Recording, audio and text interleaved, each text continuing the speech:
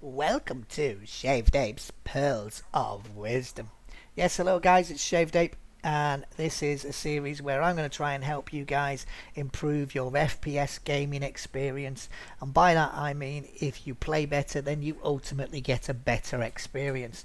Now, I'm not saying I'm the best gamer in the world or even above average. Okay, but what I can do is pass on the tips and tricks that I've picked up over the years that have helped improve me and make me a better gamer. Okay, and even if you're a better gamer than me already, some of these tips and tricks might improve your gameplay even more, so please don't just write it off. Okay, now firstly I want to quickly apologize to the console players. These first two videos have been about getting PC gamers set up. I promise you this series is going to go more in depth, and you will find tips and tricks that will help you with your gameplay as well.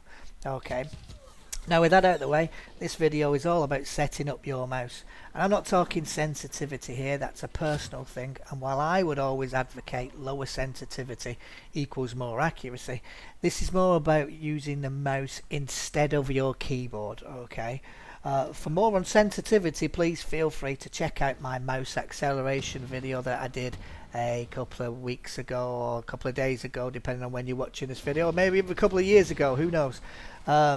When playing an FPS game, the more you can keep yourself moving, the harder target you are for the guy that's trying to shoot you.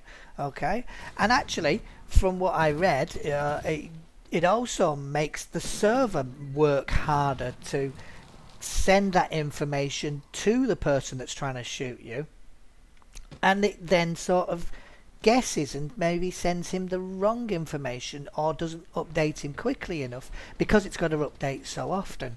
Okay, because those packets have to go backwards and forwards, so because it can't update him as quickly, he then doesn't know where to aim for you, and of course that then makes you a harder target even more. Okay, so because of that, what I want to do is keep my left hand able to move me as much as possible without doing too much of anything else. Okay, so what I'm going to do is I'm going to bind in the game my mouse buttons instead of some of the keys you would normally use for, perhaps, as I say, throwing a grenade or whatever. Okay, now some games don't work when you try and do this with mouse buttons, especially when you've got a gaming mice with additional buttons. The game just, for whatever reason, won't recognize those additional buttons. Okay, so how do we get around that, or wise one, I hear you ask? Well, the answer's simpler than you might think. Okay, basically we use the mouse software usually provided with your mouse. If you have a basic mouse that you picked up from Walmart or whatever, then I'm afraid you're going to have to put your hand in your pocket and maybe buy a slightly better one. But for those of you that have already got gaming mice, or even something as simple as a Microsoft IntelliMouse, for example, you probably got some software with it, and that software will allow you to set certain the buttons on the mouse to certain keys, for example.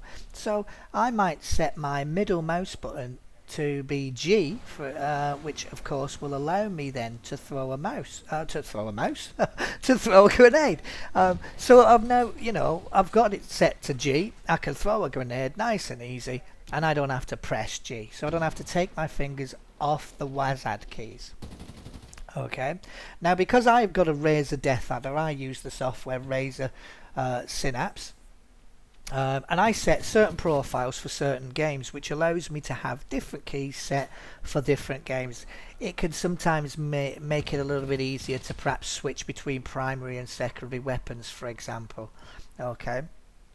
For example, with Battlefield 3, I have my mouse wheel quickly go between, I think it's 3 and 4, which allows me to go through my gadgets, so I can perhaps throw a med pack a little bit quicker just by scrolling forwards. It quickly changes to med pack, I then throw it, and then I can then click the middle mouse button to change back to my primary weapon. Okay, So you get the idea. I'm going to use different profiles in different games. Now, a quick tip for Razer users, because I know I had the problem. When you quit out the game, sometimes that profile stays loaded. It doesn't unload itself, and you're left with the keys bound to the mouse, and you don't want that. So what I did is I set it up so that when I click on something like Google Chrome, it goes back to my default setup, which is your normal mouse sort of thing. Okay. So as you can probably see, I've set up some keys in this game. Using the secondary column in it, because that way I've still got the old keys set up as well. Okay, but using the secondary item, I've then gone along and clicked with my mouse buttons to change certain things. There you go. So for example, prone, I have it set to apostrophe there, but it's still on Z there. For crouch, it says left control there and semicolon there, which is bound to a mouse button. And that obviously makes my life easier, because I now don't have to move my fingers. I can quickly click my mouse button if I want to quickly drop to prone to avoid being shot at, for example. Okay, so if I'm getting shot, I'm going to drop to prone, quickly reload or whatever, and then I can stand back up using the toggle crouch button there, and of course I'll stand back up again. Again, this sort of thing can be carried over into any game. This isn't just for Medal of Honor. As I mentioned, I have certain profiles for Battlefield 3, for example. You know, this isn't a specific game thing. This is a help you with most FPS games. And while this series may have a lot of Medal of Honor footage, it's purely because that's the game I'm playing a lot at the moment.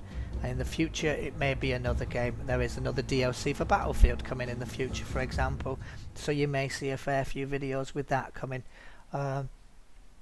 So with that said, I'll end the video there and say this is me, ShavedApe, and thank you very much for watching.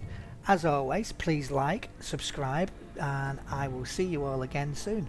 I am out of here.